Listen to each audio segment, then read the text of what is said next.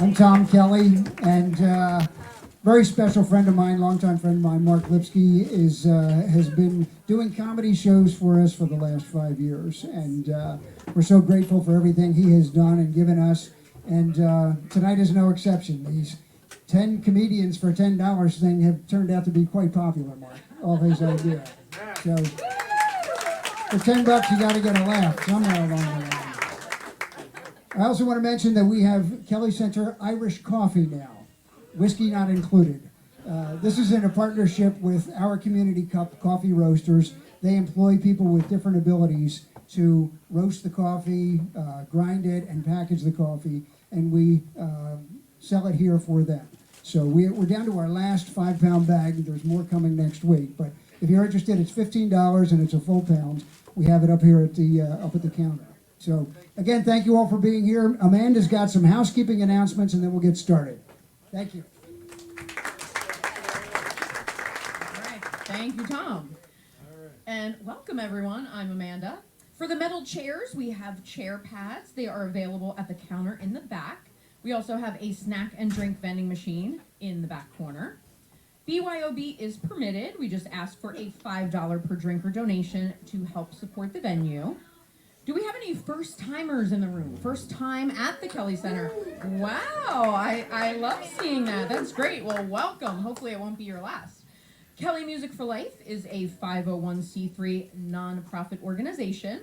Our mission is to promote music, the arts, and community. We have programs for children, teens, and adults. You can also rent the space for private events. The Kelly Center features art and music you won't find anywhere else in this area.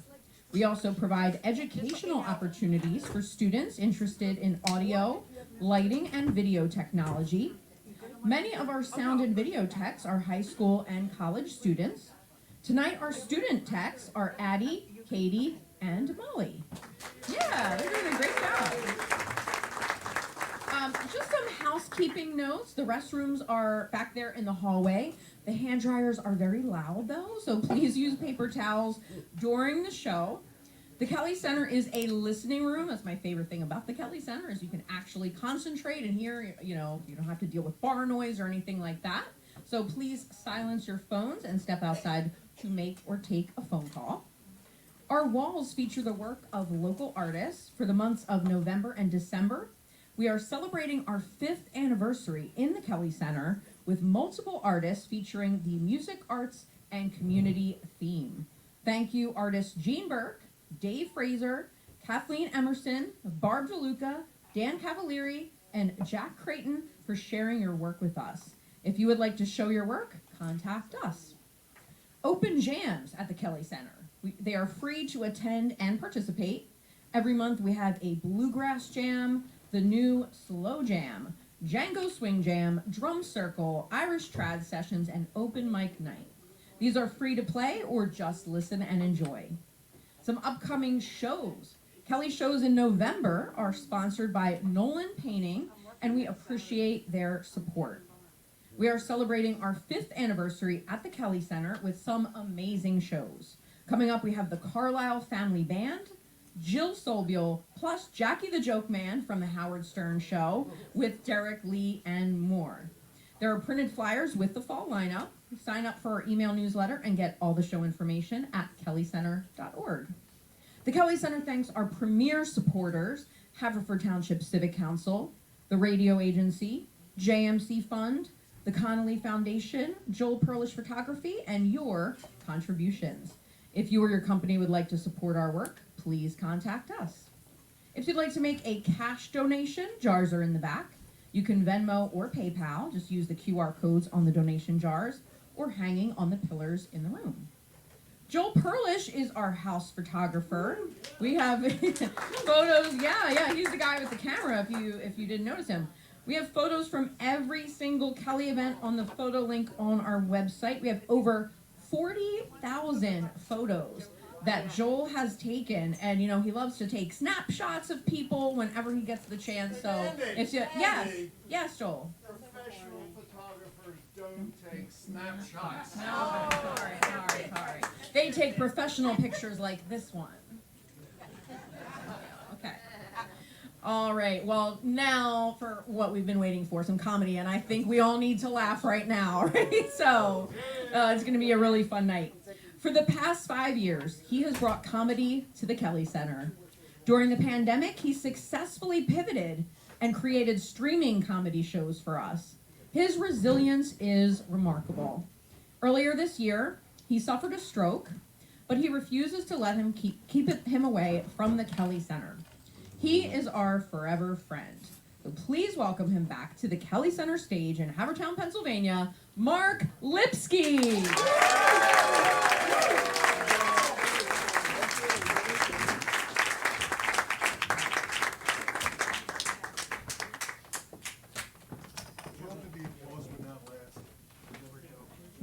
Come on, Mark!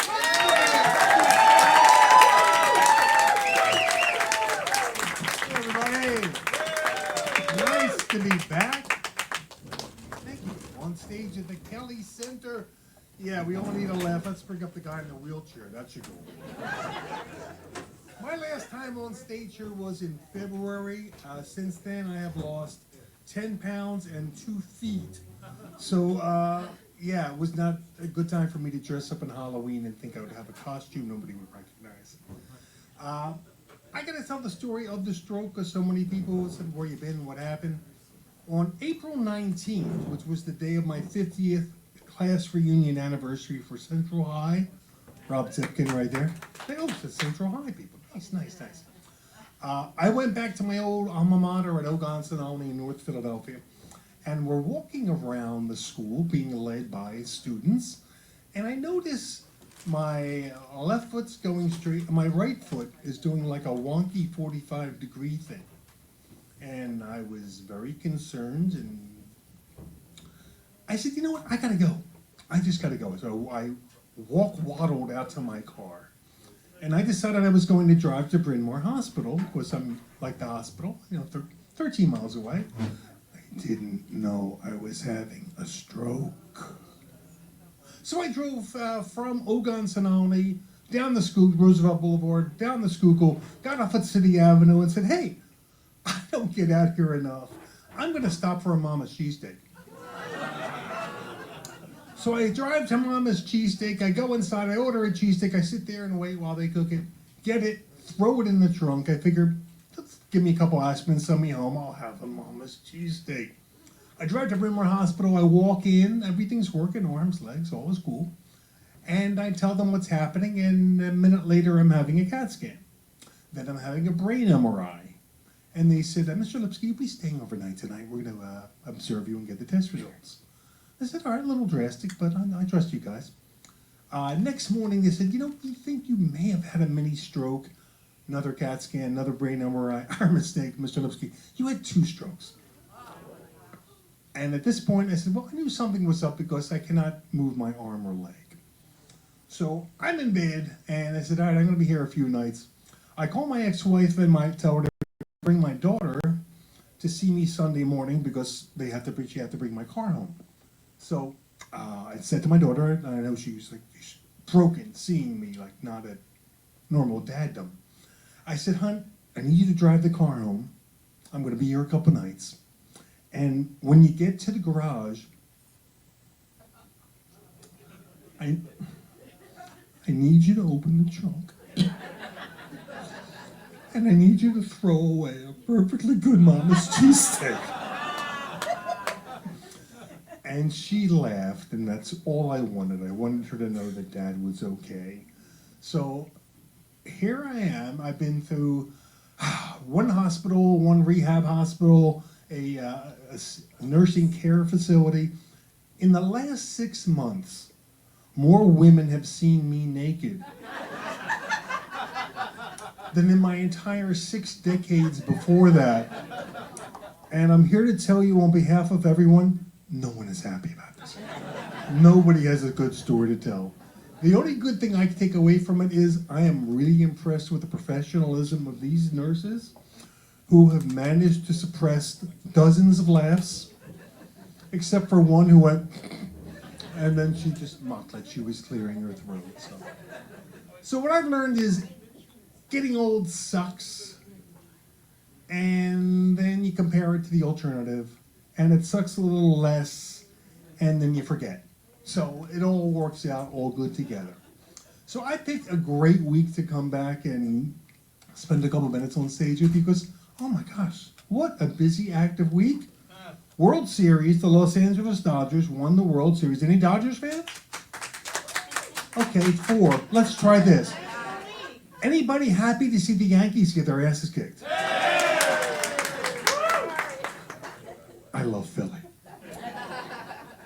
So I was always wondering, in baseball, you had these team names like the Giants, and then the Tigers, and the Braves, and then in Los Angeles, you have the Dodgers. Like they're afraid of getting hit by the baseball.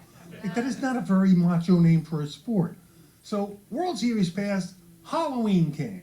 Anybody dress up? Few people. I love Halloween because it's the one week of the year when all of the cobwebs in my house become decorations. And now, of course, I gotta figure out what the hell to do with them again. And we seem to have one other event coming up. It's coming up in 1, 2, 3 days. Will you guys be happy not to be getting more texts and emails from, oh my, I never knew these people had my number from the 900 numbers that they have. And yeah, a couple things. There was a poll that just came out today that said that the election was held tomorrow. 91% of all Americans would be confused because they thought it was Tuesday. What the hell? I took off of work, and now they're very confused. And the other thing I would just give you a warning about, there's a lot of scams and spams out there. If you get an email in the next couple of days with the subject line says naked photo of Walz and Trump, do not open it. It contains a naked photo of Walz and Trump. We don't want to see that.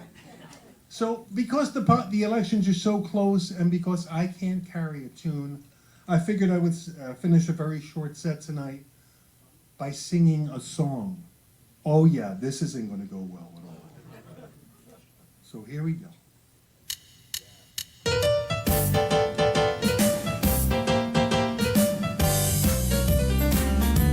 Well, here we are, November 2024. Political ads, can't take them anymore. 3 days from now, I'm gonna pull my lever in a booth and drown my sorrows. 4 more years of whiskey and vermouth. I got the election year blues. Oh, I can't believe my ears, I can't believe my eyes. Might have to deal with 4 more years of Donald J's lies. And if Kamala wins, that's no safer bet. We know she's gonna screw us, we just don't know how yet. I got a limp erection, got the election blues. We got hurricanes and wildfires, go on, take your pick. But Medicare's messed up, so just don't get sick. And me, I got no money, can't afford to pay the rent. Was every dollar that I earn goes to the 1%. I got the election year blues. Elwood!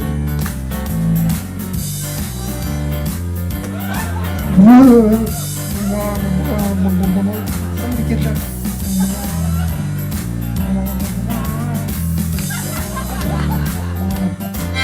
I got the election year blues. I tell you, this job of picking a candidate, it's really insane. Remember RFK Jr. had worms in his brain. And Kamala's laughing like everything's a joke. Well, Donald dances like a schmuck just up the road in Oaks. I got the election year blues. Yep. Well, it might be Trump, it might be Harris. Either way, you gotta choose. Hey, you don't vote, you don't get to complain. Thank you.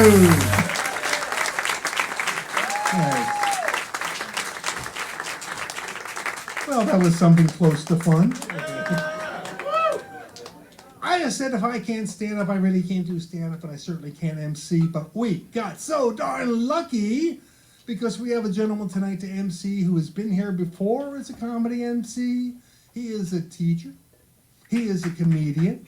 He spends his summers touring the country with the Board Teachers Tour.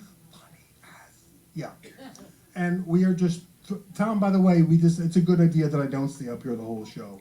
I am going to want you to wheel me off, so we'll do that. In the meantime, please give a warm 19083 Haverford welcome to your MC tonight, Jaye Yoder!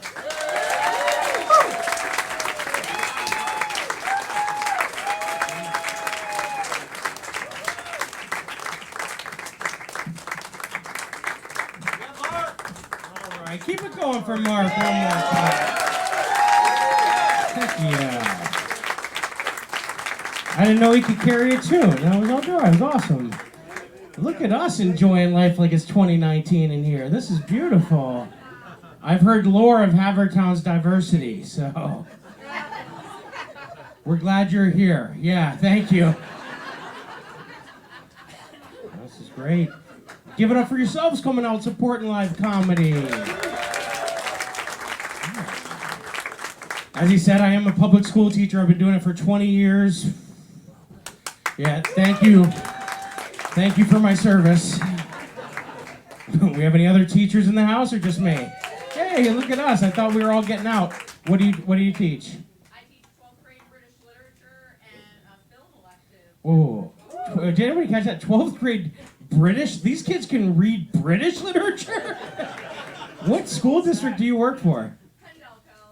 I think that checks out. Okay, that makes sense. The kids where I'm from can't even count change at Wawa. They have a machine that spits it out. She's teaching British literature. Okay, well, give it up for her one more time, doing the Lord's work. What, you were very excited, so it makes me think you're teaching younger kids. Pre-K, oh my goodness.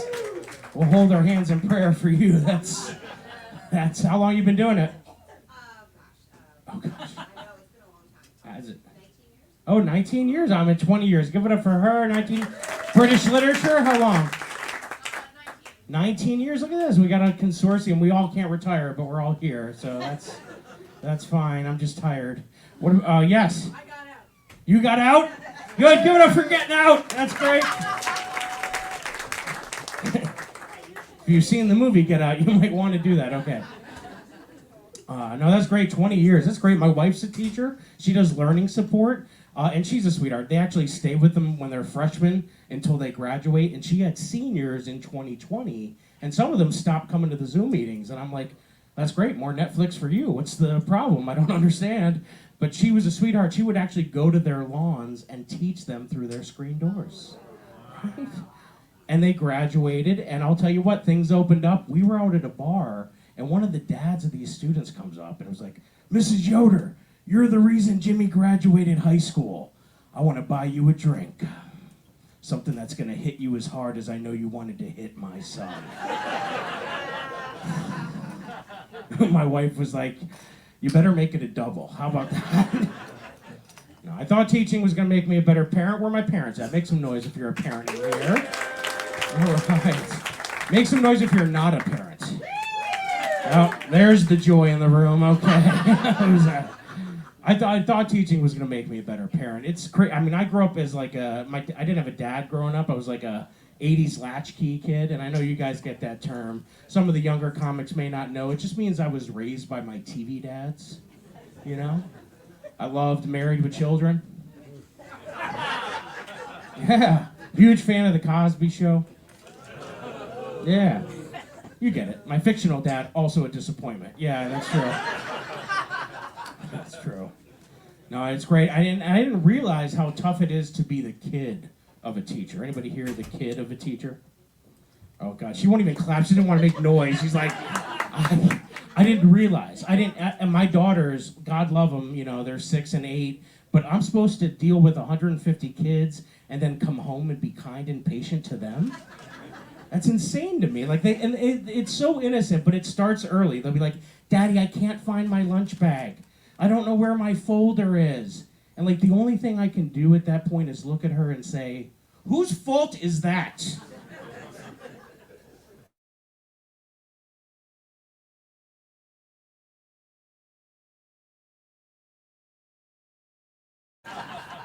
I just hate the lying. I hate the lie. She got off the bus the other day. She's like, Daddy, we can't do my homework.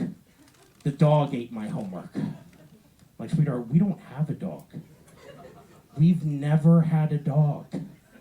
This girl looked me dead in the eyes and was like, yeah, whose fault is that? So now we have a dog. It's named Summer, which I thought was appropriate. We didn't name the dog, it came with the name Summer. But I was happy because I only named one dog in my life. When I was in 3rd grade, my parents let me name our dog, and I named it Becky. Yeah, after my 3rd grade crush. Yes, there's always a mixed reaction. There's the awes, and there's like, that's creepy. Listen, I didn't have an altar to her in my locker, okay? I want to believe I was an old soul. You know, I believed in the law of attraction. If I could get attention and kisses from dog Becky, then maybe human Becky and I get into some heavy petting. That's all I'm saying, guys. And I'm not here to tell you the secret's real, but 8 years later, I took Becky to prom. Human Becky. I took human Becky to prom. Thank you very much. And I want to believe that all of that work, like, of treating dog Becky so well was going to transfer. And, like, I wanted to treat human Becky like a queen, so I got a limo, right? Stocked it with all her favorite treats. Put the windows down so she could put her head out, right? In case the AC wasn't working, she was in heat. I don't know. And I know some of you are thinking, am I still with Becky? She left me before the last song at prom. Yeah, she left me for a guy named Eddie. I'm like, the dog from Frasier? Actually, it turns out she didn't like being called Human Becky. But actually, Eddie and them, they went out to a party that night, and he actually knocked her up, and they have a 22-year-old son right now. Yeah, she was in heat, you know what I'm saying? I was like, did I dodge that distempered shot or what? You know what I'm saying? Like, that was insane to me. What do you guys, what do you think I teach? I told you I've been teaching for 20 years. What do you think I teach? Yeah. I'll tell the jokes I'll tell the jokes up here, sir. Sweating like a rotisserie chicken. Gym. I look like a gym teacher at a cyber school, yeah.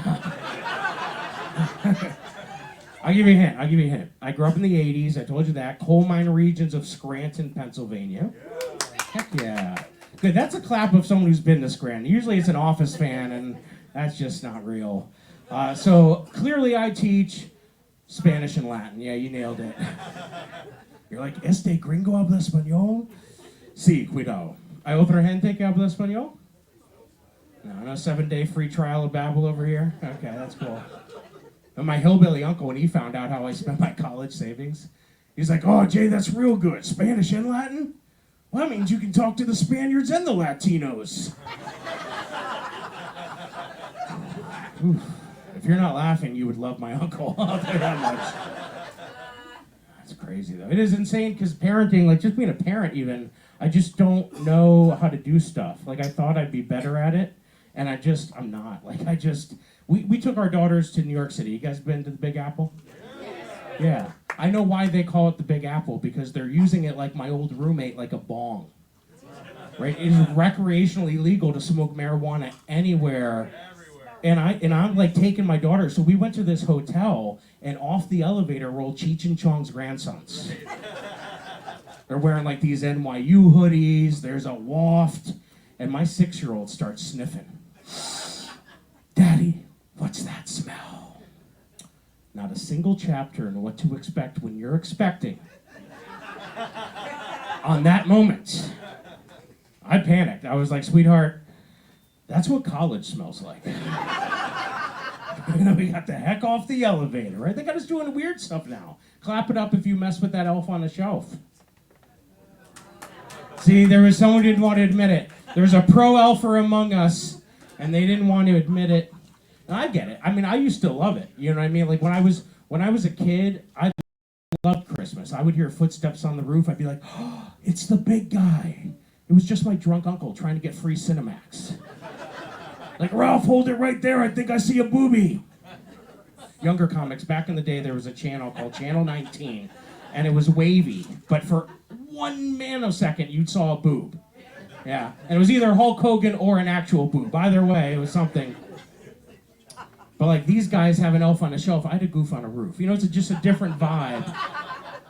But my wife, we lost our elf last like Thanksgiving, and we couldn't find it. So she went to Target. Do you know they have different elves? Like they have a whole different series. You can't just buy the same elf. So she had to tell our kids that our old elf, Chocolatey, I didn't name the bastard. Chocolatey, she said, got COVID. And I'm just like, how many lies is this woman gonna co-sign me to my own children? Right, we got Santa, the Tooth Fairy, the money we're saving for college. It's a house of lies, you know what I'm saying? Like, and listen, I'm a grown man. I shouldn't wake up in the middle of the night in a cold sweat, wondering if I moved a toy. Unless it's mommy and daddy's special toys. Now those toys we move at all costs, otherwise Santa's bringing therapy. I know some of you got a rabbit in a cabinet. Oh, daddy's got a big hose for a CPAP machine. Yeah. My house, we like to role play. We do Star Wars. Who's your daddy? You gotta keep it spicy. Where are my married couples at? I know I got some married couples in here. Sir, how long you guys been together? Oh, he had to look back to her. She's gotta reset him like he's an iPhone. What's the word from the wife, sir? 37. 37. Clap it up for 37 years. Man, what's the key? I've only been married 13. What's the key? Laugh. That's a good one. I like it. She probably gets more over on you. Would you say she laughs more at you? Or do you laugh together? We laugh together. Okay, well, look at that. They agreed. And this is a date night, and your back is to her. That's great. I love this. This is where we need to be. Now, my wife, obviously, we work together. We live together. We used to sleep together. It's a strong marriage, guys. Now, we're actually parents. We're proud parents of a special needs daughter. We have a daughter who's on the spectrum. She's autistic. Thank you, yeah. She's on the badass end of the spectrum. Are you guys familiar with this clinical term? Yeah, it's great. I didn't know about autism, but they use all sorts of words. And so when she was first diagnosed, they were saying stuff like high-functioning autism. Have you heard this word? Doesn't that sound more like the feature on an AC unit than the description for a human being? And I figured out what it means. It just means that my daughter's always going to be smarter than me. That's all it means. She came in the other day, and she's like, Daddy, what can I have for a snack? And I was like, well, whatever floats your boat. She's like, Daddy, Archimedes' principle is not a snack. I'm like, what are you talking about? She's like, that's what floats a boat. If you say so. No, Daddy, I didn't say so. Archimedes said so. The goldfish are in the pantry, sweetheart. And the other thing that's beautiful, she has no filter. In a beautiful way. Like, you guys would probably go out to a restaurant, you get a subpar meal, the waitress comes over and says, how is it? What do you say? You nothing or fine, right? And then you complain to him the rest of the meal. Not Alicia, no. She got lemonade instead of Sprite the other day. She's like, Daddy, I ordered Sprite. And I'm like, whoa, you catch more flies with honey, sweetheart. She's like, I don't want flies. I want Sprite. I'm like, all right, sweetheart, well, when she comes over, maybe, like, compliment the food? And so this poor waitress comes over, and Alicia looks her dead in the eyes and is like, this is the best Mexican food ever. I'm like, sweetheart, dial it back a notch. Like, you're eating chicken nuggets. You know what I'm saying? It's just like, in the pandemic, she was in first grade. We had a note come home. It said, Alicia's been using the F word, but she's using it appropriately. I'm sorry, appropriately? Like F this effing pandemic? What are we talking about? Like, was this good news? Actually, she was diagnosed nonverbal autistic. We didn't think she was ever gonna speak. You're telling me she's using fuck appropriately in the first grade? Honor roll certificates. Right? Where's my bumper sticker? My kid curses on a 7th grade level.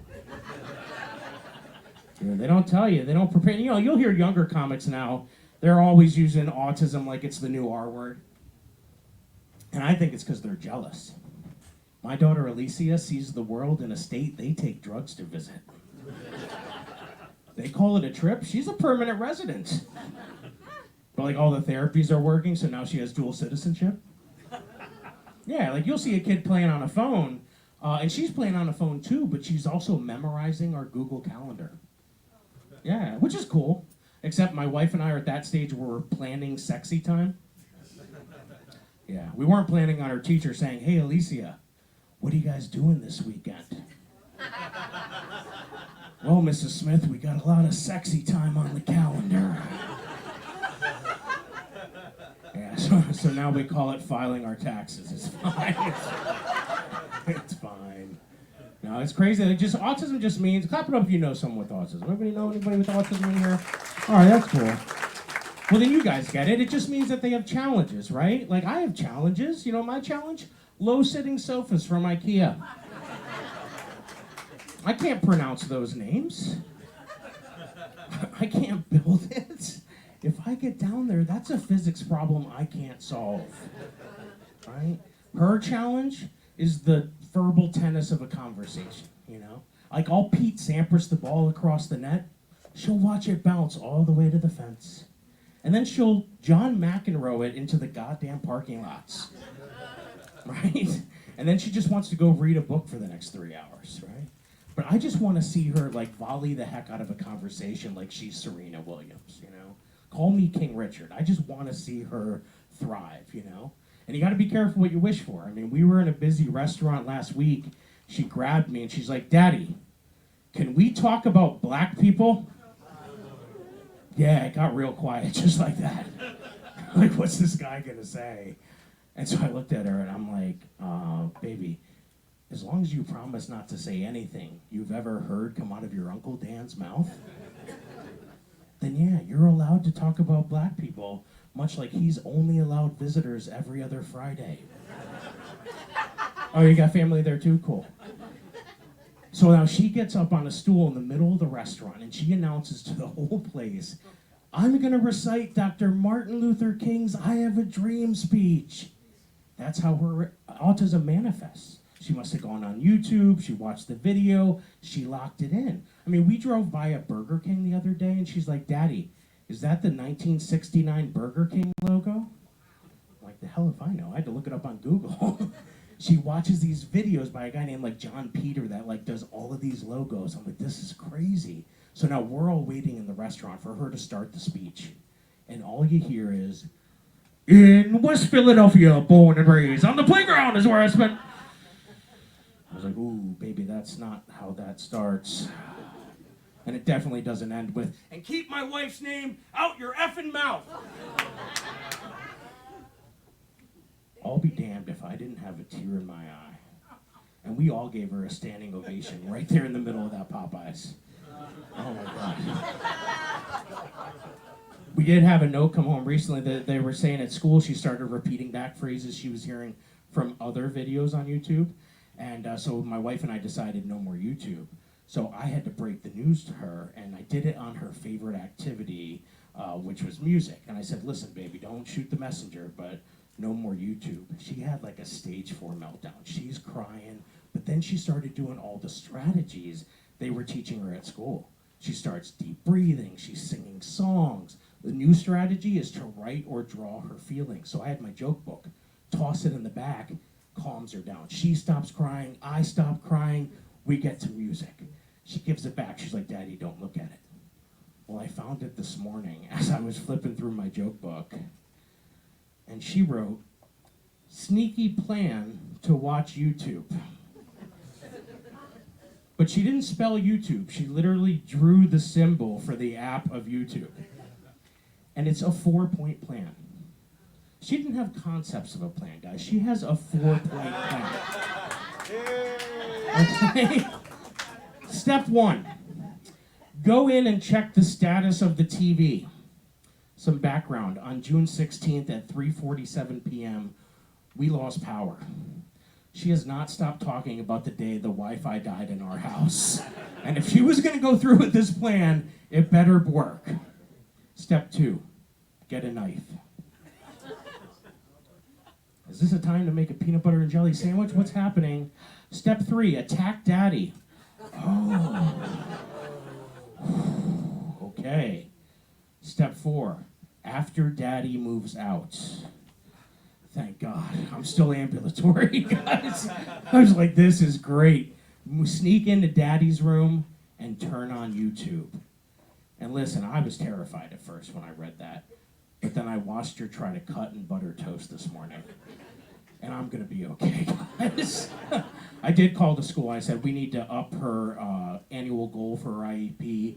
I was like, it needs to say that she has to be able to, by the end of the year, attack daddy. That's just, because if she's gonna get into college, I did say over my dead body, and I think she took it literally. So I don't know. Like I said, I've been teaching 20 years, so I've dealt with a lot, but I went to Catholic school. Anybody here go to Catholic school? I could feel the repression in your groans. Yeah, I had Sister Doreen in 6th grade, and I disliked her so much, I found a way to skip like 5 weeks of school, spread out the year. And like when she caught up to me, she was like, I said, sister, listen, I thought you'd be proud. I gave up school for Lent. I was like, what would Jesus do? You know what I'm saying? Dude, if she knew I was a teacher right now, she would be rolling over in her grave. I don't even know if she's dead. Do nuns die? I mean, I know they get sick. They used to have substitutes. And one day we had a substitute in my favorite year, 5th grade, and I basically reenacted my favorite scene, The Karate Kid. And my buddy was like, sweep the leg, sweep the leg. So I swept the leg of the table that held the Class Mary statue. Yeah, I mean, we're talking Humpty Dumpty proportions. And I was terrified, because what's a mirror? 7 years bad luck? What do you get for decapitating the mother of God? 20 years of teaching middle school. We ready to have a good show tonight? All right, so I'm going to give you the rundown. Here's the deal. You're going to see a bunch of comedians all doing about 5-minute sets. It's a little buffet of comedy, right? Some of these guys have been working all over the region. Some of them are new to comedy, but they all got great jokes. They got stories to tell, and we're going to have a good time. Deal? Heck yeah, you know the deal. I'm excited for this first guy. He actually performed recently in Madison Square Garden on a show called Kill Tony, and he's just a great guy. I love seeing him all over the scene. Please give it up for Alex Filkov.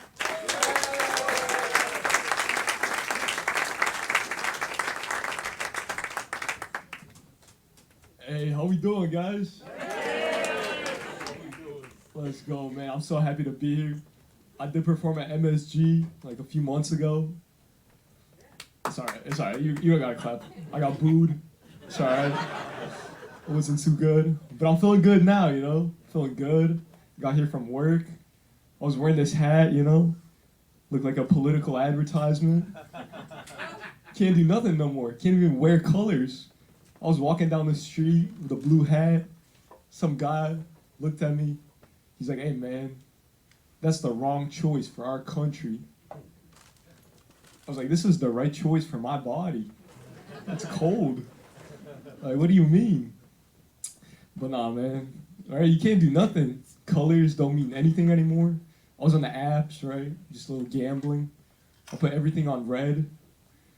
Now, if Trump don't win, I'm out my house. Right, like, when did that become a thing?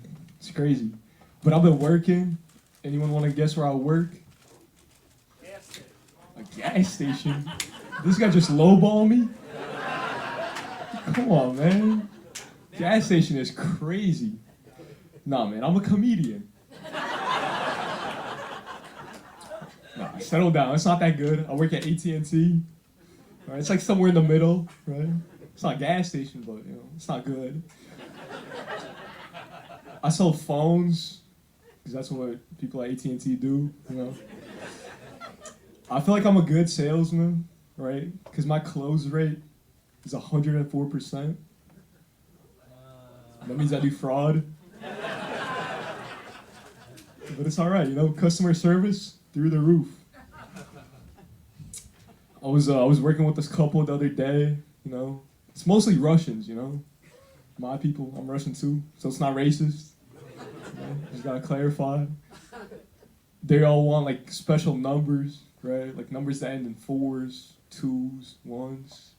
And I don't know why, you know. And then some guy told me, he's like, look man, those numbers, they sell for big money.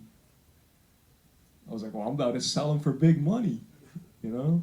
So I started selling them. And yeah, now I'm here, you know?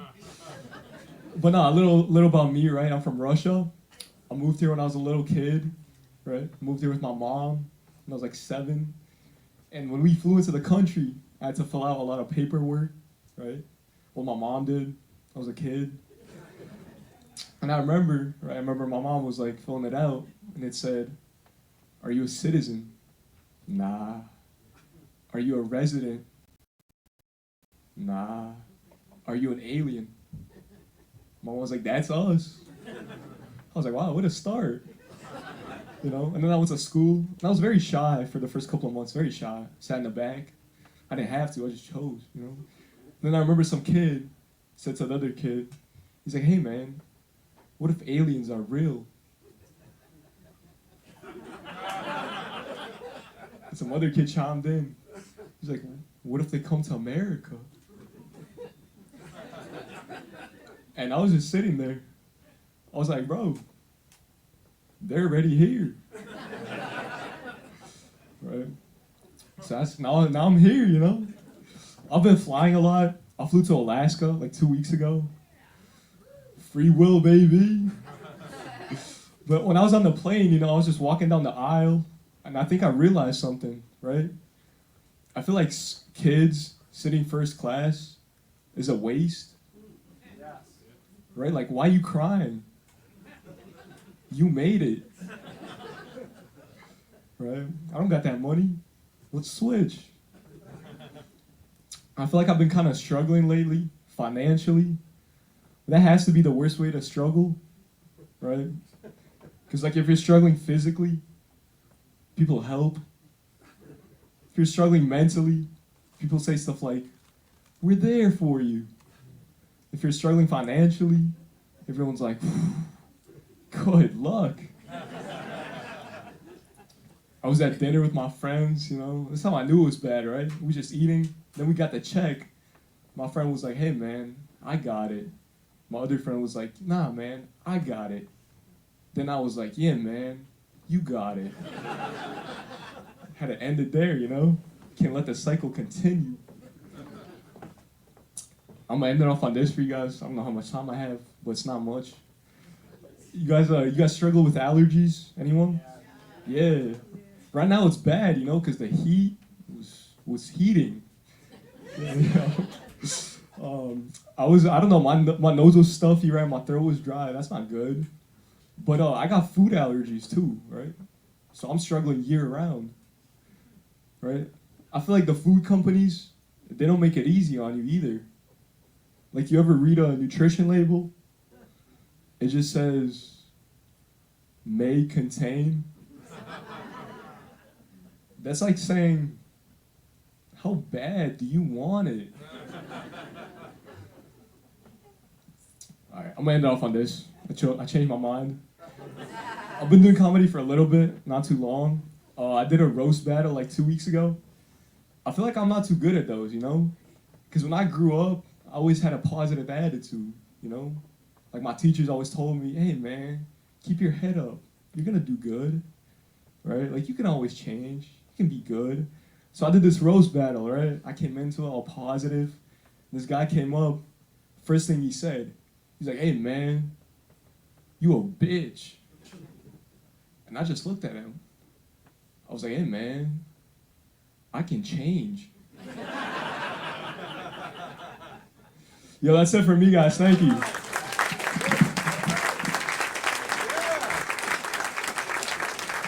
Give it up one more time for Alex Filkov. He looks like one of my middle schoolers. Doesn't he look really young? He does. He looks so young. I've been teaching at middle school. Do you guys remember what middle school smells like? All right. In the morning, it's like Macy's cologne counter. All right. Here's how I take attendance every morning. Bath and Body Works, watermelon coconuts. There's always essential oils coming out of the art teacher's room. And then I walked by a bunch of 8th grade boys. Listen, I've never been maced, but I've been axed, okay? That stuff is nasty. We ready to keep the show rolling? I'm excited for your next comedian. She was just a semi-finalist in Lehigh Valley's Funniest. She just performed at the Pocono Comedy Festival, and now she's here at the Kelly Center. Please give it up for Miss Lilly Flynn.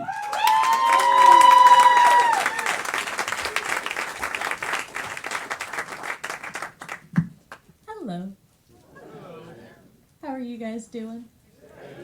That's good. The other day, my coworker told me that I need to come out of my shell more. Like, I'm there on purpose. Like, I'm in my shell in the way that a hermit crab is in its shell. Like, the only reason they ever get out of their shell is to move to a larger, more comfortable one. And if they don't do it fast enough, they die. That's why I'm only up here for 7 minutes.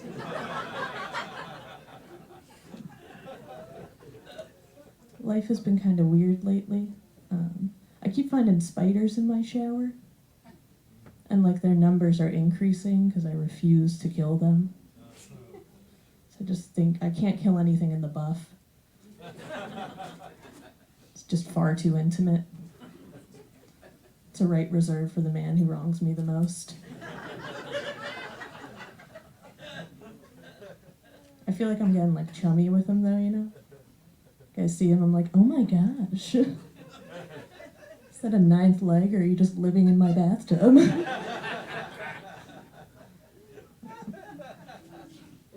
No, things are going pretty well though. I'm 25 and I live with my parents.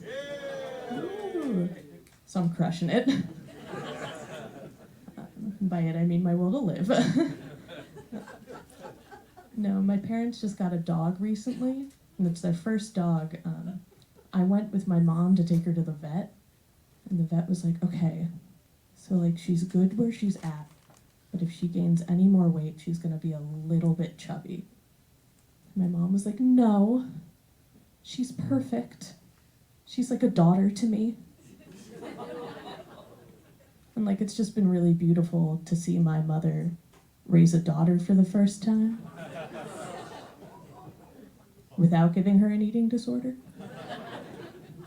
Didn't know that was an option for Peaches. Yeah, I went through a breakup like a while ago. I've been trying to better myself since this breakup though, so I quit drinking. Yeah. Thank you. Whenever you tell people that you quit drinking, they're like, was it bad? Was it a problem? Like, I always thought early retirement was the sign of a really good career. My new therapist told me too, she's like, my area of interest is alcohol and other drugs. I was like, oh my gosh, mine too. When I first quit drinking, I was like doing a lot of AA. I never went to a meeting or anything, I just got really into Adderall and acid. I DD a lot now though. Whenever I drive my friends to the bar, I make them do shots on my behalf. 'Cause coaches don't play. Now I have a lot of free time now though, being sober. So I've been getting into conspiracy theories. Yeah. I've decided that I believe in Bigfoot. Yeah. I don't think he's real or anything, I just think it's important to be supportive. No, I did try smoking weed a little bit. I was in an arcade. I got so high that I went nonverbal and played 17 rounds of skee-ball. I got so scared that I went to the bathroom and I Googled how to become unhigh. So I'm pretty chill and relaxed. No, I started dog sitting recently, and the family that I dog sit for has these 2 tiny, like very medicated dogs. Like their dog Chi-Chi is on Viagra. For personal reasons, I'm sure. And their dog Perry is on SSRIs. So they call him Prozac Perry. I like to think they're trying to fix their like little dog marriage. I've seen the way they fight over treats. I don't want to know how much a doggy divorce lawyer would set them back. do not think they signed a puppy prenup. Every time I make fun of Prozac Perry, though, I remember that my doctor put me on antidepressants. So now I'm Lexapro Lilly. No, I have been getting back into dating a little bit. I tried getting on the apps. Guy on Hinge told me I look like a Cabbage Patch adult. I think it's going pretty well. I asked my best friend, I was like, do you think I have like a type when it comes to dating men? She was like, yeah, weaklings.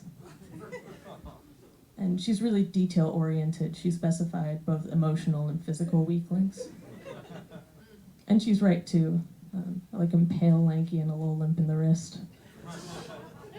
Like Timothy Chalamet. There's a logic to it, though. There's just nothing sexier than a man with just absolutely no upper body strength. So what's he gonna do if he's mad at me?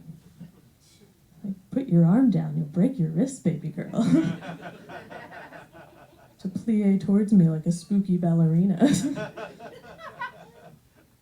like a haunted tree gently rapping on your window, you know? It's like Gumby, but evil a little bit. No, I was seeing this guy for a while. I really liked him. And it had been going on long enough that we were trying to, like, spice it up a little bit.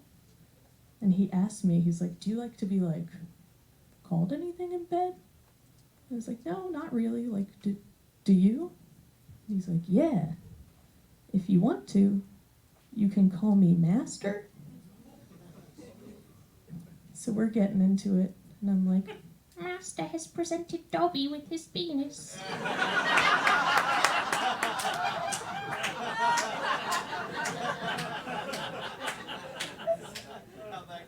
Anyways, Dobby is a free elf now. I've been Lily Flynn. You guys are super fun. Give it up for your host, Jaye.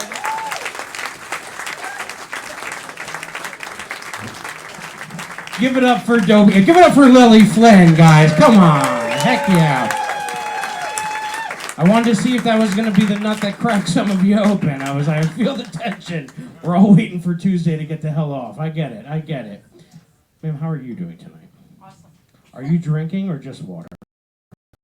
I am drinking. Just water, though? Or is there vodka in there? I won't tell. Just water, okay. I don't need anything to get weird. I want to know more now. Ma'am, what's the weirdest thing you've ever done? Guys, what is she going to say? Good, bad, I want bad. I think we all want bad. We all want bad. I clip tires. I box. I lift heavy weights. Okay, ma'am. I like you a lot. What's your name? Mary Jo. Give it up for Mary Jo, and do not mess with her tonight. She will be walking me to my car tonight to make sure I get in safe. Thank you for coming, Mary Jo. All right, your next comedian, he is a ball of energy. I love him. You're going to love him. He has a show in Jenkintown called What's That Smell? He smells nice, though. Please welcome Mario Colavito.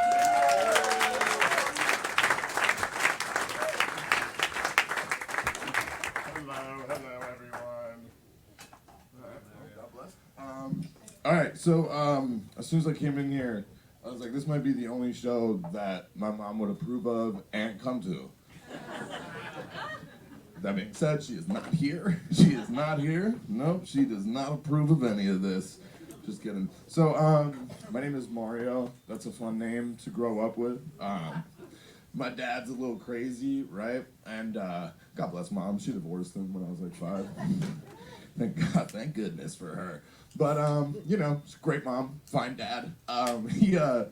He was crazy, man. I remember my first day at kindergarten. He came up to me and he was like, "Hey, look."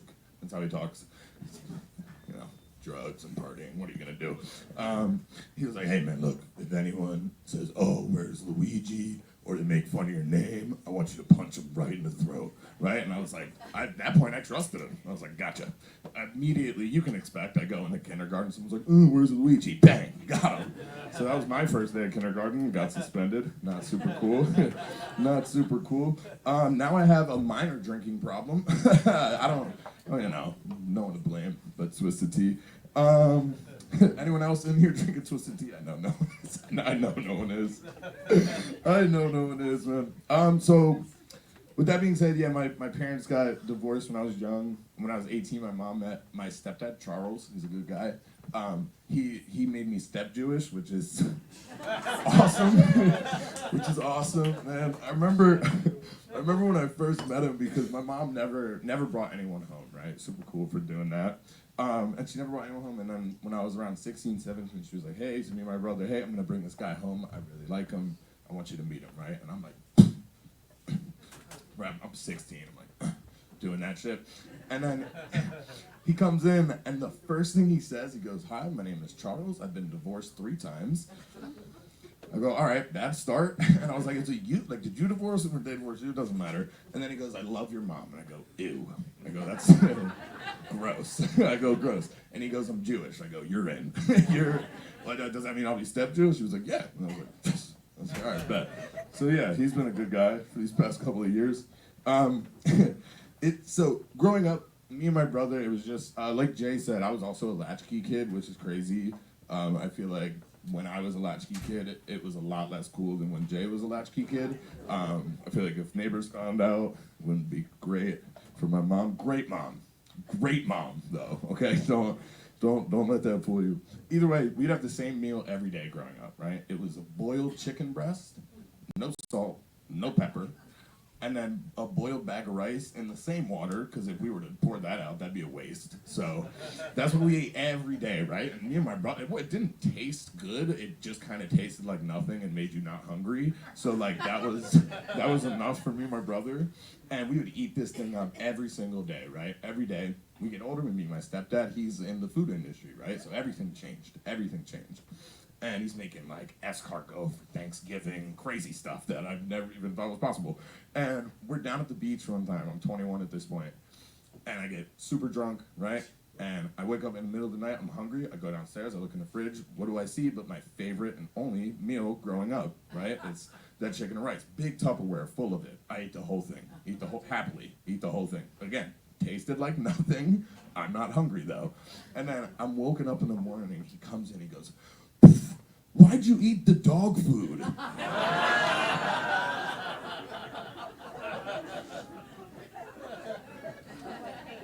was like, that's not dog food. I was like, that's my food. That is. He was like, no, that's Hamlet's food. I was like, God damn, so this is what changes? So it's an election time, it's coming up, God bless. Did you say boo? I mean, facts, yeah, but inevitable. What are you gonna do? That's coming up. One of my favorite presidents was Teddy Roosevelt. He was a cool guy. I did a project. Well, God bless. If he was here, he'd thank you. That's cool, man.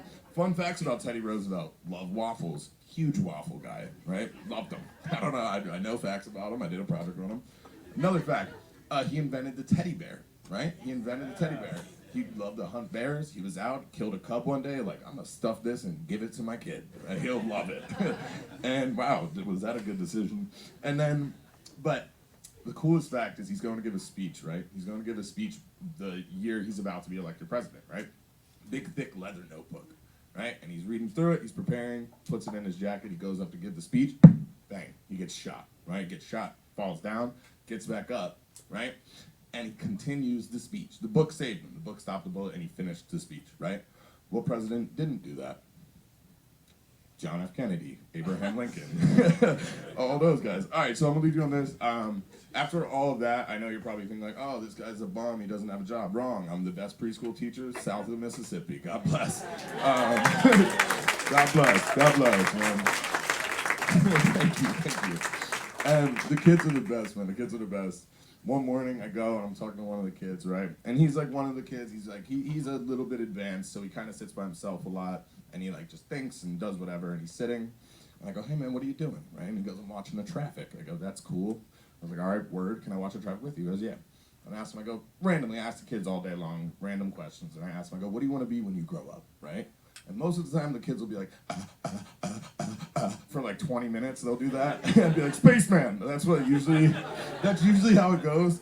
But he stopped and he took a deep breath. He went, I want to be just like you, Mr. Mario. I said, that's a bad answer. I taught you better than that, right? I was expecting like fireman, doctor. You want to be a bipolar preschool teacher with a minor drug and alcohol problem? Come on. All right, my name's Mark Colavito. Thank you.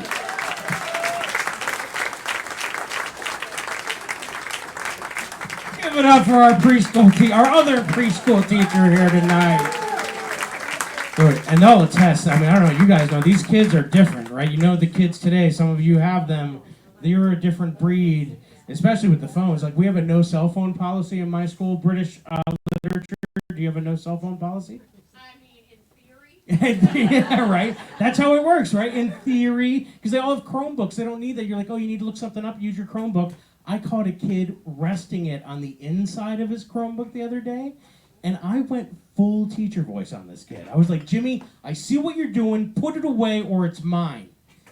He looked at me, and he was like, Mr. Yoder, I've been playing this game all morning long. I'm about to get the high score. Can I please just finish the game? Y'all, if I just thought half of that when I was talking to Sister Doreen, she'd have levitated me out of that classroom like she was Darth Vader. I was like, welcome to 2024. So I go up to him, I'm like, what are you playing? He's like, oh, I'm playing a game called Zombie Crush. And I'm like, this kid in the middle of my class, in front of all of his friends, thinks I'm gonna let him beat my high score? Not on my watch. Not on my watch.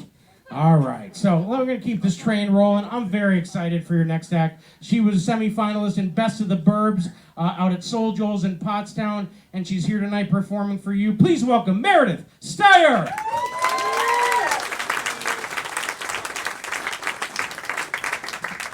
Oh my goodness. Hello everybody, how are we?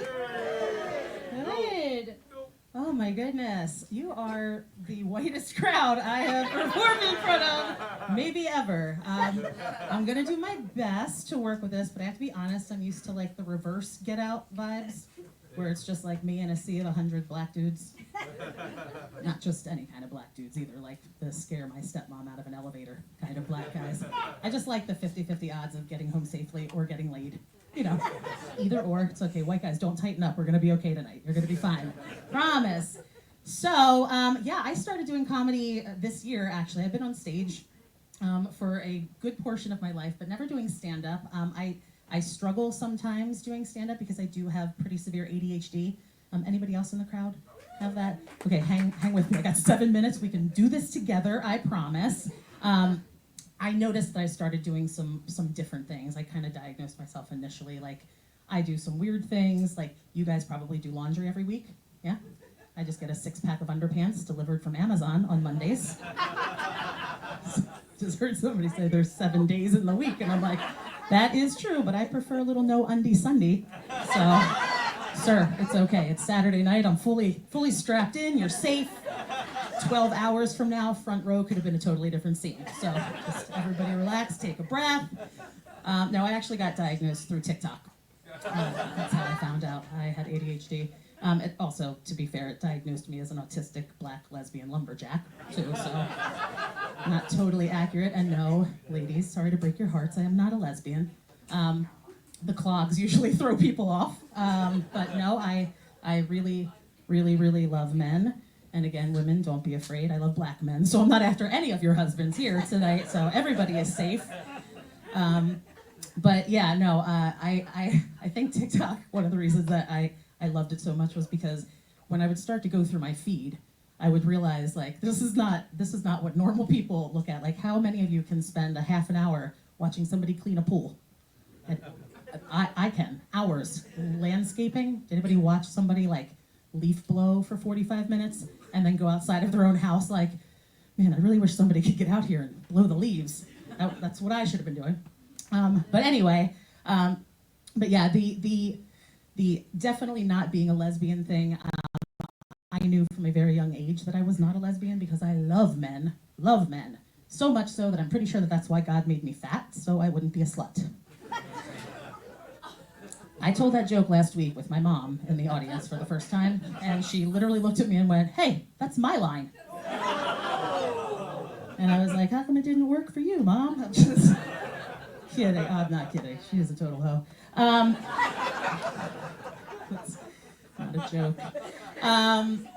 No, honestly, I know that God made me fat on purpose, and it's not like I didn't have a nice assist from my grandmother's meatballs and my parents' divorce, but really, I know that He made me fat on purpose. So, back in the day when I was a little bit younger, I struggled with being a bigger girl in a small town without a lot of diversity, and I don't know how many of you know this, but the big asses just came back in fashion about 3 or 4 years ago.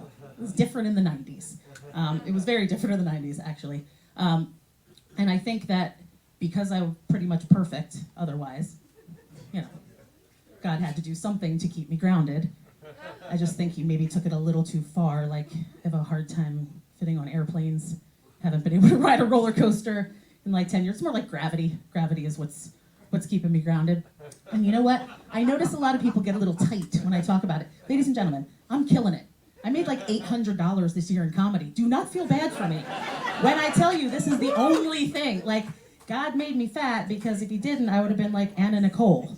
So He just made me look like I ate Anna Nicole. He made everything just a little bit easier. Oh, you guys are fun. Oh, shit. Also, God has a great sense of humor. Not only did He make me a larger woman, He also made sure that I was constantly surrounded by hot, thin women. I was a bar manager for a while, 20 beautiful bartenders working for me. I was a sorority pledge educator, 30 gorgeous women in my sorority. I run a real estate brokerage. I have 12 MILFs that work for me, no joke. Just 12 hot women out of nowhere. Can't hire a man to save my life. And about maybe 6 or 7 weeks ago, went to a psychic. Guess what they told me that I did in a past life? It was the madam of a whorehouse. Understand, I wasn't one of the whores. I was just in charge of all of them. And she looked at the women that were with me and she's like, "You guys have all traveled through past lives together. You had to pay this woman to be in her presence." These were all my real estate agents. They were like, "We still do. We still do." But like, even in the 1800s, I couldn't get laid. I was just processing pussy payments for prostitutes. Fine. Well, please know this. Being fat is not bad. I don't think it's bad at all. I'm very helpful where the thins are not. I mean, no offense, ma'am, but can you secure the corner of a tarp during a heavy storm? I don't believe you can be used as a flotation device in case of an emergency landing. Where were you during Hurricane Helene? I know where I was doing my duties, securing things. No, but the only thing that is actually bad about being a bigger girl is people that make fun of you. A few weeks ago, I got made fun of on social media by one of my clients. I had posted that I crushed it. My first mistake. I crushed it at Fat Lady Brewing. And my 84-year-old client, Jeanette, commented, "Meredith, don't say that about yourself. You're beautiful."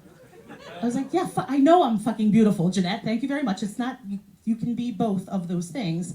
But she's literally not the worst part of social media. It's my father. Any of you have parents or grandparents that are ruining social media? Oh, you guys are the parents and the grandparents. This is gonna be hard for you to hear, folks, okay? I need you with me. So stop posting happy birthday on your own Facebook page, especially when it's not your birthday and you're not laughing because you're like confused. When you post on your own page, you're posting just to you.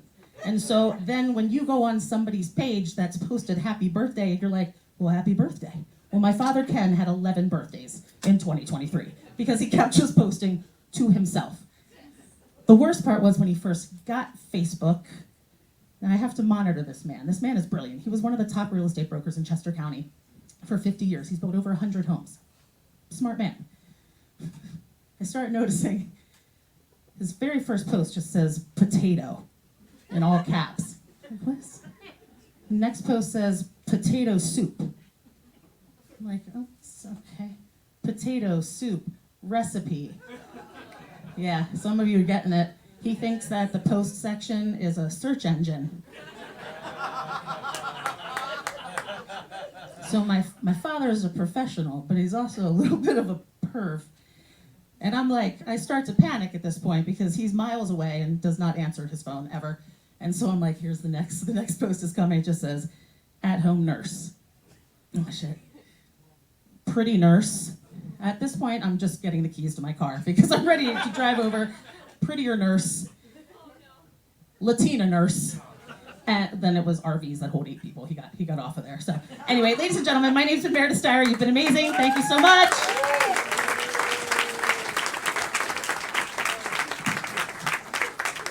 Give it up for Meredith Styer one more time. So I think some of you are starting to realize us comics are broken people. Have you guys been catching that theme?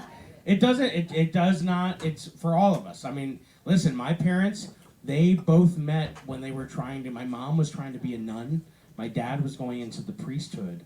They then met at a Jesuit university, had me, and then said, oh, we're both gay. Yeah, oh yeah, that's exactly true. And you're like, what? Yeah, I grew up with 2 moms in 80 Scranton. Yeah, you get it. It was a land before time. Ellen was still straight. Bert and Ernie, just roommates. Yeah, only the Flintstones were having a gay old time, guys. Come on. Worst was middle school. Middle school in the 90s, you had like gay jokes and you had your mom jokes, and I was very confused. Like, you're gay. Your mom's gay. Mine too. Thankfully, they just thought I was an idiot. So, like, my cover story that I was living with the Golden Girls, still intact. I was like, thank you for being a friend. I was like, and an ally. Yeah. I know, it's crazy though. But now it's like I'm supposed to raise my kids. I mean, listen, if my car breaks down tonight, I'm not calling AAA. I'm calling my mom's. You know what I mean? And if I don't know if my shoes match my belt, then my dad's got that queer eye for a straight guy, guys. So it's okay, guys. You're not going to catch it. Do you know that? Is that okay? Okay, good. So you're safe. You're safe. I made it through. I'm not gay. I love a 4-chair turn at the Voice, just like anybody else, though. I do. I love this. I cry. Like my wife's like, "Why are you crying?" I'm like, "It's so good." I don't know. I love it. You ready for your final 2 comedians? Yeah. All right. I'm really excited for this next act. She's hysterical. You can see her at Soul Joe's. You can see her all over the Pottstown area. Please welcome to the stage, Karen Schwarz.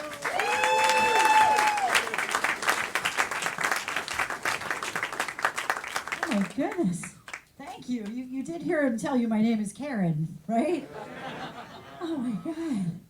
It's been about 10 years since a room full of people have been happy to know you have a Karen among you. Thank you. Oh my God, it's so good to be here. I grew up here. I grew up on Woodmere Way. Thank you. Thank you. Yeah, my parents were so excited to know I'd be back in the neighborhood. Oh yeah, that's right. My mom told me to stand up straight and stick them out. So, all right. Oh my God, yeah. So back when my parents named me, Karen meant warm and endearing. It doesn't anymore, right? Right. I'm a public school teacher, like some of you guys. Yes, I have 605 students in the building I teach in. Not one of them is named Karen.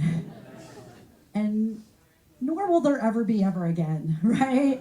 I mean, like maybe unless some new set of parents just happens to be staring into their baby's eyes. And they're like, oh, honey, look. Oh, she's a salty, racist little bitch.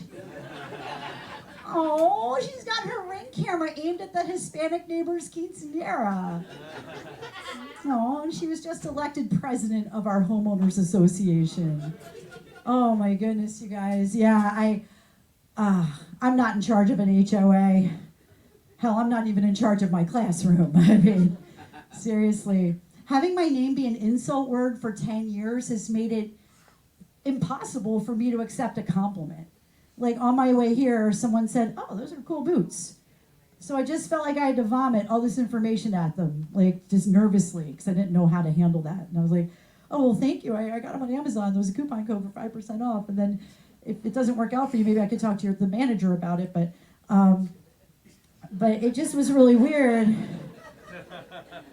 Because sometimes that's not okay to do that, because earlier than when I stopped over at the Wawa to fill up my gas tank, a guy yelled over, "Nice tits!" And now everybody at the Wawa knows that Dr. Mirable and Bluebell gives a teacher discount.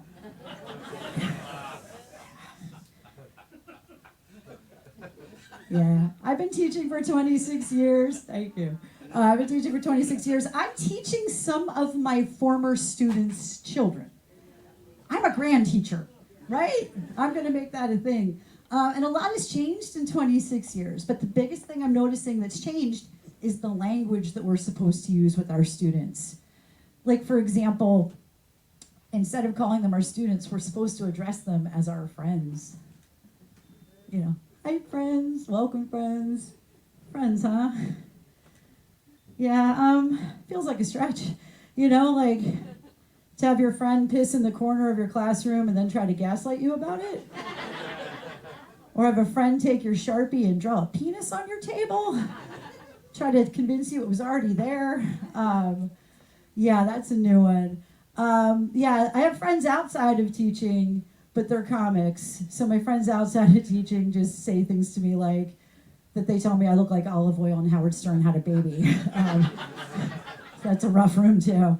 The other word we're supposed to use now is the word eloping.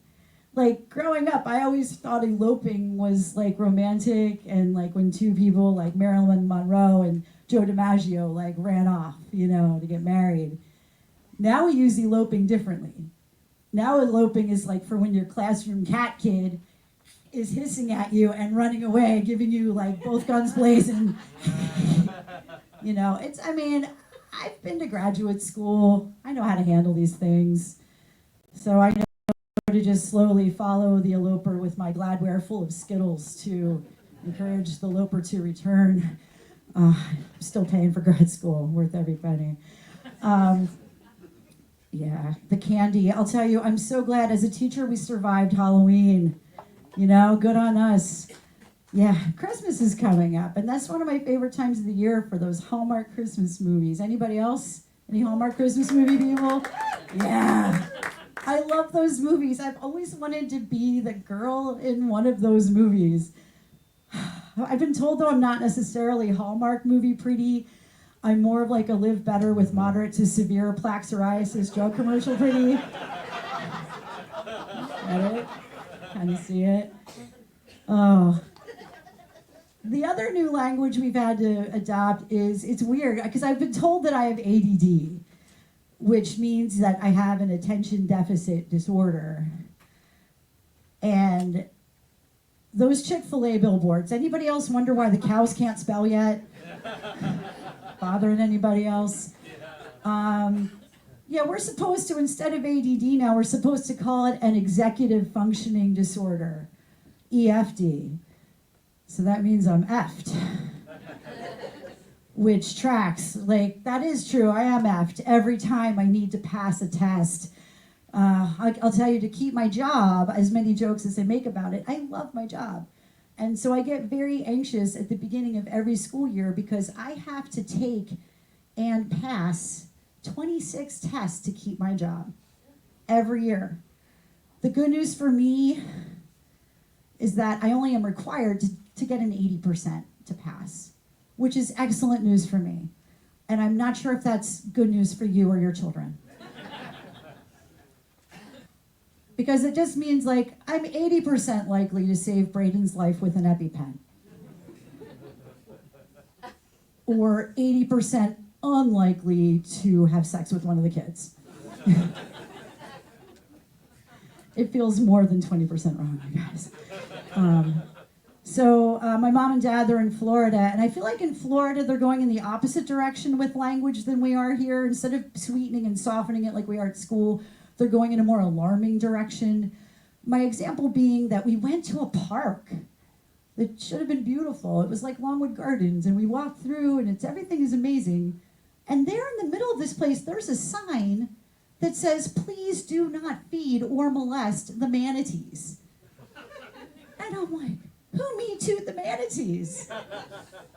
I'm like, what's going on? A couple steps later, you guys, there's another sign that says, please do not feed or molest the alligators. And I'm like, what kind of Florida man shenanigans are going on to necessitate these signs?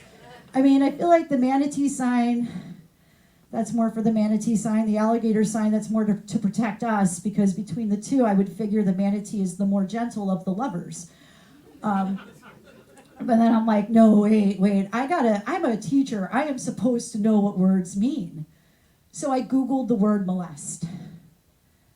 Did you guys know there's a second meaning?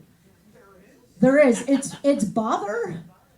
But I can't use those two words interchangeably. Like if I'm in class and I've got a kid all up in another kid's face going, I'm not touching you, I'm not touching you. I can't say, now, Johnny, stop molesting Sarah. I'd have to say, Johnny, stop fingering Sarah.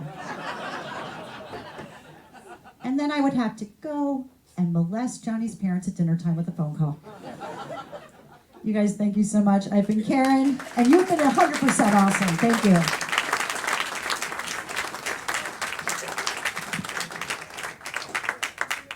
Give it up for Karen Schwarz.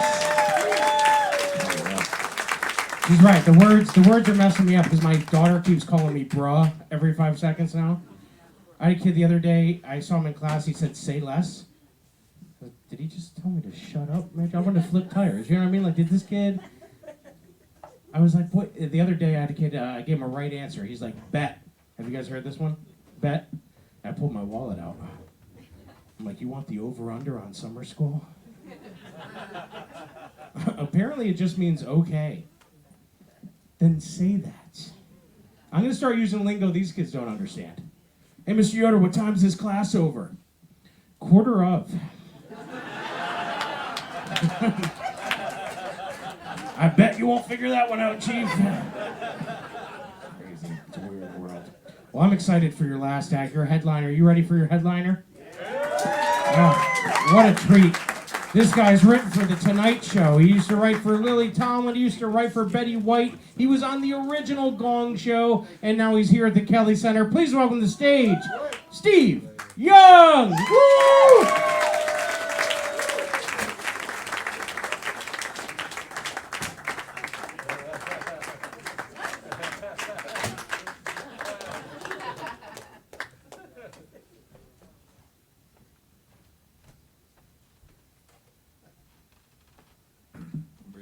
Really excited to be here. You'll have to excuse me, right before I got on, I took a few extra placebo, so now I feel exactly the same.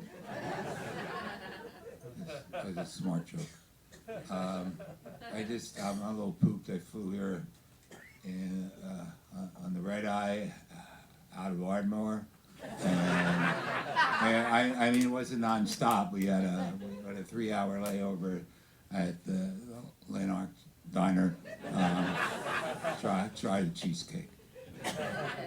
So I spent a lot of time writing material for tonight, and then I listened to everybody else, and all the material was way better than mine, and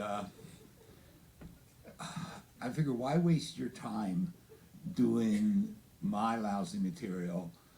Instead, I'm just going to do theirs again. So a lot of it worked really well, and so I hope it will again. Okay, here we go. So welcome to the Kelly Center.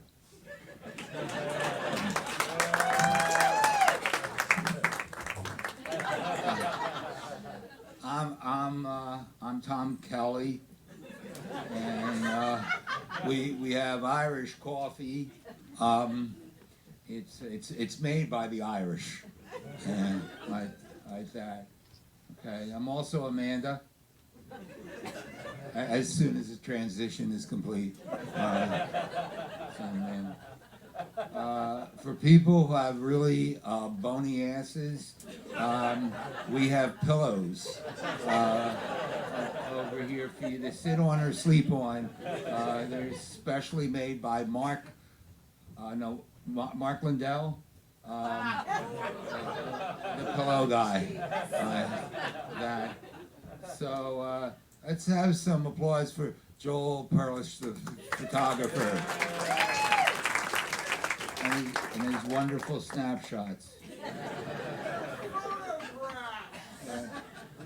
Joel has over 40,000 pictures that you can find on Pornhub. Whether you like it or not. So tonight I won't be making fun of Mark Lipsky for obvious reasons. He's an idiot. That buys cheesesteaks when he has a stroke and priorities. So I'm not going to make fun of him, but if I did, all I can say is I've never seen him naked, other than backstage right before the show. I don't know what that was about.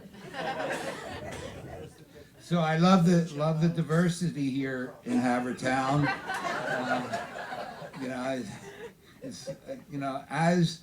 As a young black man, it's not easy for me,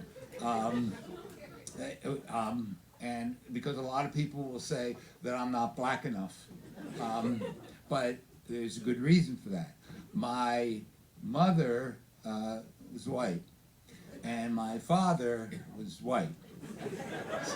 So I'm entitled, but I want to be more entitled.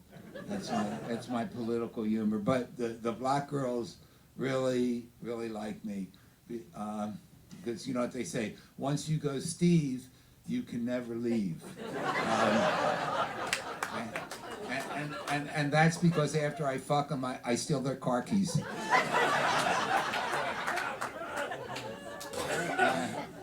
Somebody earlier said that word, so I knew I could say it, because I'm older than them. Okay. By the way, I'm the only comic here tonight that's not a teacher. How many people here are teachers?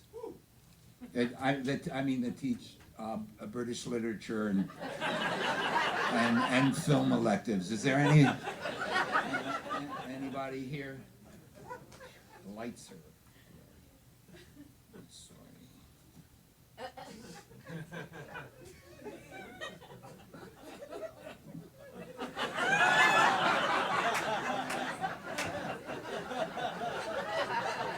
Jay, you were right. But thank you for loaning me these. I'll give them back afterwards. It's the young lady that can only get the 6-pack. I borrowed it from her. So I went to prom with Becky.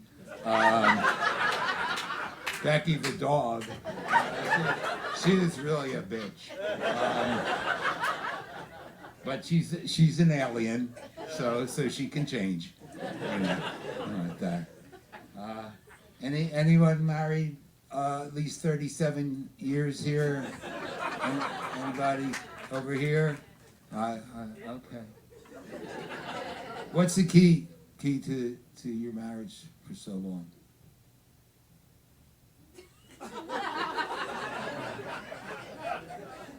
Okay, I'll give you the answer. It's neither one of you want to be on top anymore. I don't know why. Gravity. You're up there, 10 seconds, cramp! And then you're leaning over like this, and you don't want to break off his dick. You have to not do that anymore. So anybody here go to Catholic school? I did, and they were really mean nuns. I'll never forget Sister Charlie Manson. Actually, her name was Jeffrey Dahmer, but she changed it because of bad PR. And So, but they were really mean. I remember when she said to me, she said, Stephen, Santa's not going to visit you for Christmas. And it was the way she said it. She said, Stephen, you're Jewish. And I was. I don't know why she sent me there. Okay. Anyone here struggling financially?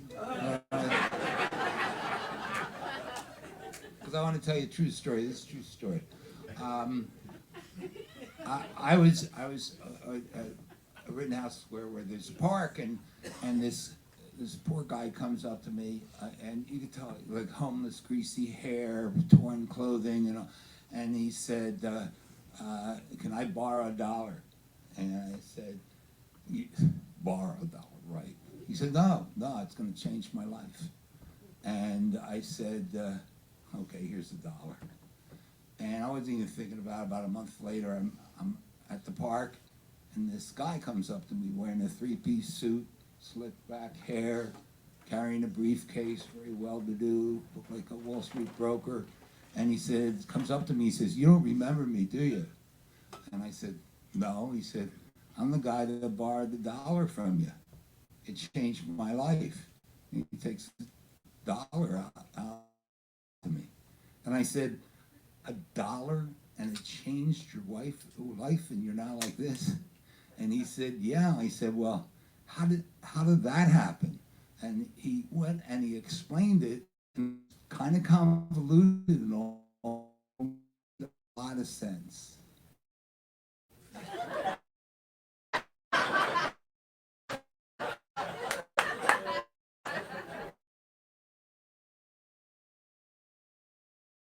That's an important thing that you should remember in all when things get bad. It just takes a buck, a lousy buck. So anyway, I'm 25, and I still live with my parents, and both of them are dead. But I'm allowed to do anything I want. It's really great.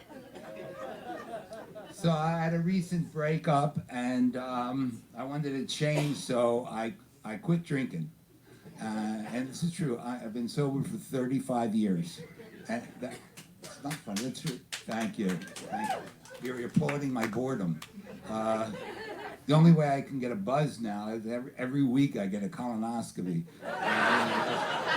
It was 10 seconds. 10 seconds. It also feels okay. And so I had to quit drinking because they say you keep drinking, you're gonna wake up in the morning and just with an ugly person, and I hated being that ugly person. But this is the truth. One night I got so loaded, that I walked into an Olive Garden. I thought it was an Italian restaurant.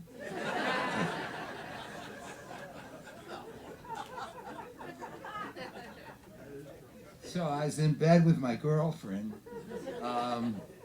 and she said, I said, would you like to call me anything? And she said, yeah, a cab. But I use Lyft, so I had no idea what she was talking about. So when I was a kid, I was a latchkey kid. But my mother would regularly change the lock without telling me. So what good was that latch? Oh, it was the key. So my favorite president was Winston Churchill. And I am so old. I mean, I'm really old. I once opened for Winston Churchill at the Alta Comedy Club. And he was funny. Winston was a funny guy. But you know who was really funny? Stalin. I mean, that guy killed millions of his own people, but he could spin a yarn.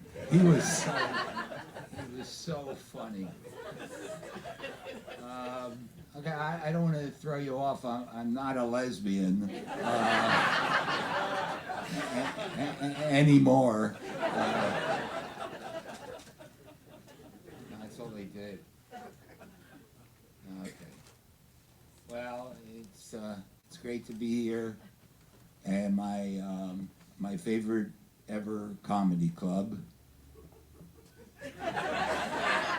the Kelly Center in Haverford.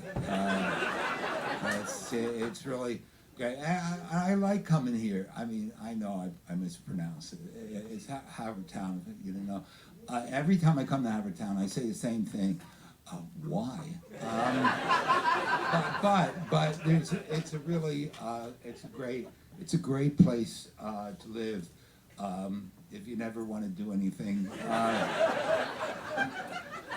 I don't know if you. I looked up the Indian word for Havertown is.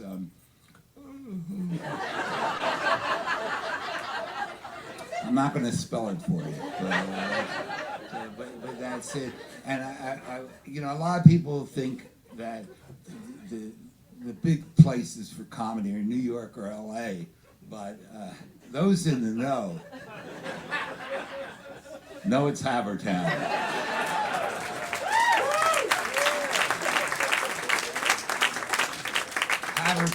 Havertown. Gateway to Hollywood.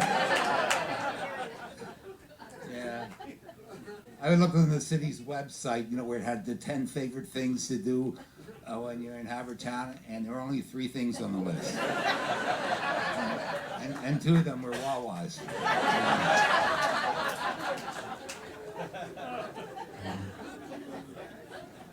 Okay. Oh, this will be fun. You know what I want to do? I want to split the audience in half. Not literally, so painful and bloody the last time I did it. So, right about here, you know, we'll split it, you know, right where the 37-year marriage is, right there.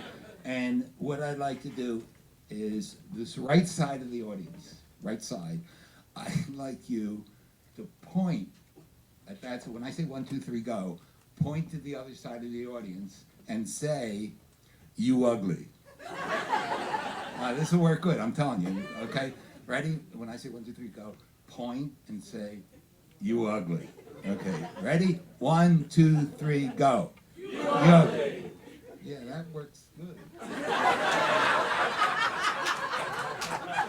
I don't know if you have a problem with them.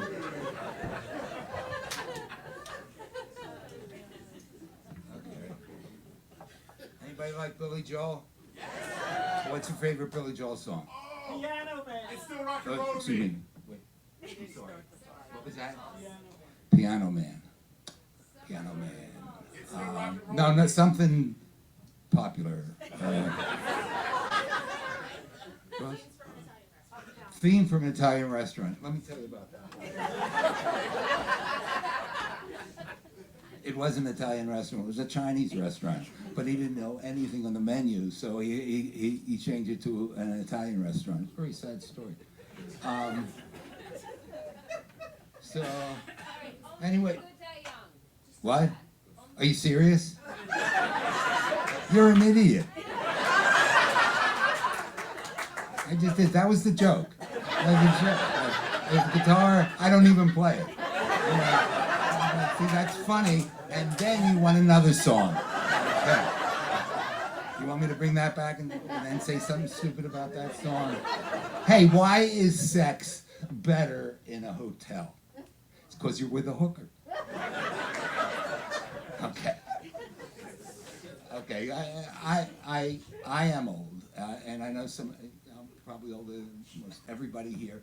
But I want to tell you, things happen. You know, as time goes on. What's your name?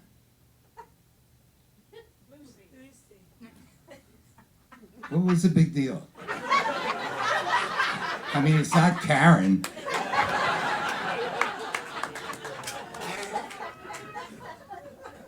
All right, Lucy. It's okay. That's all right. Everything will be okay. That's all right.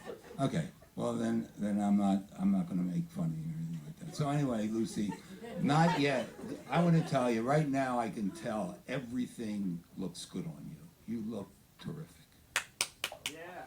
Yay, Lucy. Go, Lucy. So, but things are going to change as time goes on. Tell me. Look at me. This is your future. One night you're going to wake up to pee, and you're going to walk into the bathroom, and your balls are going to fall into the toilet. It's gravity. It's gravity. It happens. Now, that happens to me, and that's when I'm standing up here.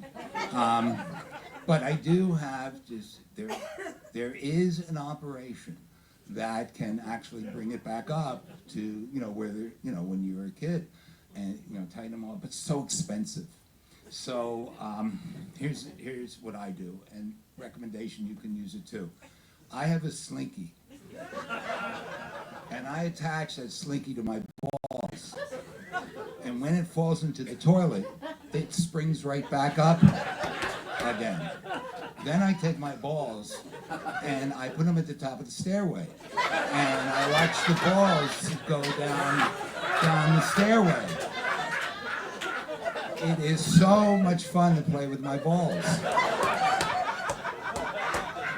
Lucy, you want to play with my balls? So really, it's right. So, oh, by the way, it happens to the ladies too. I mean, really, like my wife, and for this joke, I'm married. My wife and I had 7 children together, and she says that, like, her hoo-ha doesn't look anymore like it did. It now looks like a swimming pool, and she is so strict. She will not let me run around it,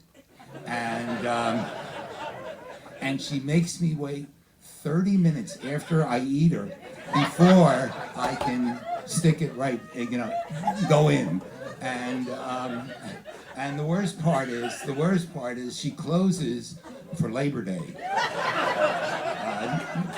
1995. So okay. So a couple things before I go. And again, this is for the guys. I know some of you drink and some of you have been drinking, and that's okay. But like the same wife that I had before, we went out, and she had a little too much to drink, and she says to me, if I said it was okay, who would you want to have sex with? And I said, I'm going to answer that. Why would I want to have sex with someone other than the person I've been with for the last 27 years? And she said, no, I'm saying it's okay. I said, okay, I don't know, Beyonce? And she said, no, it's got to be somebody it could really happen with. I said, your sister? And that was the wrong answer. So I tried to save it. I said, no, your younger, prettier sister. So we're not married anymore. But before a couple things. Okay, I just finished. Wrote a book. Just came out in August. It's called The Larry David Code. This is the truth. And it's a story about Larry and me when I was in LA. And it's hysterically funny. And I will be selling the books. Well, I'll sell them right from here, so you can come up. But if you don't mind, and it's really a great, it's based on a real story, but then it gets wild. But there is just one paragraph, if you don't mind, I'd like to read.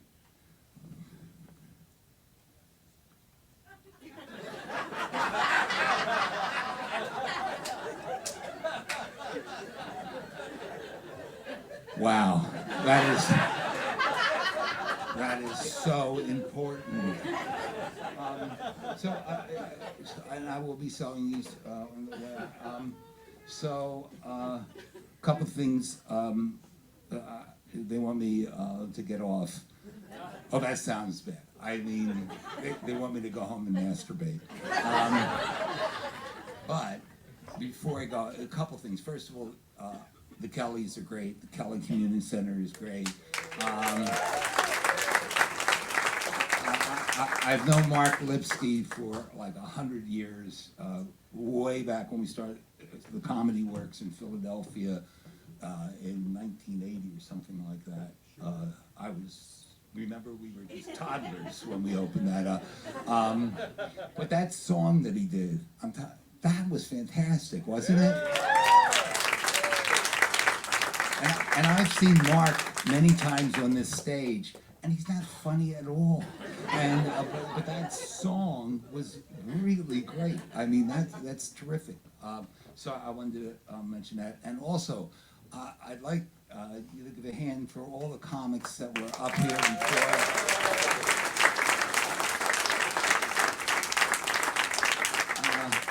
Because literally, if it wasn't for them, I would not have an act. So before I go, I just want to tell you there's an old tradition here at the Kelly Center when we do comedy, and it's been throughout the country they've done that, and that is after the headlining comedian tells his last joke, everybody reacts by standing up and applauding. I don't want to buck the tide. That's what it's for years they've been doing that. So I'm going to tell you one more joke, and then I'm going to go. Okay. Alrighty. What does a man with a 10-inch penis have for breakfast? Well, yesterday I had waffles and an omelet. Thank you very much.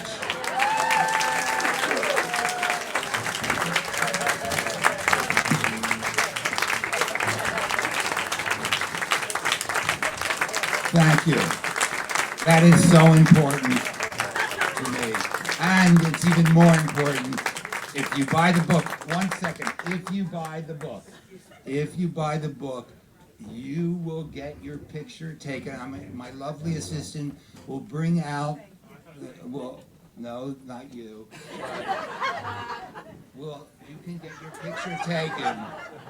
You can take your picture with Larry David right over here. You can leave now. Okay, I'll see you in bed. All right, but that's it, and thank you, and you have been a great audience. Jay? Please give it up for Steve Young. Everybody you've seen tonight, as well as Mark Lipsky. We thank you so much for supporting live comedy. I'm going to turn it over one more time to Amanda. All right, well, thank you, Mark Lipsky, Jaye, Yoder, Steve Young, and all of our performers tonight. And thank you to all of you here in the Kelly Center. We appreciate your support. To make a donation on your way out, you can use cash, credit card, Venmo, and PayPal. They all work for us. Or you can go to kellycenter.org and click contribute. Special thanks to our student sound, light, and video techs, Addie, Katie, and Molly, and our student host, Mia, doing a great job. On behalf of Tom and Sherry Kelly and Paul and Susan Kelly, thank you for joining us, and thank you for your contributions. Please help us clean up. There are trash and recycling containers at the door as you exit. From the Kelly Center for Music, Arts, and Community in Havertown, Pennsylvania, I'm Amanda. Stay safe, play it forward, and good night. Thank you for coming.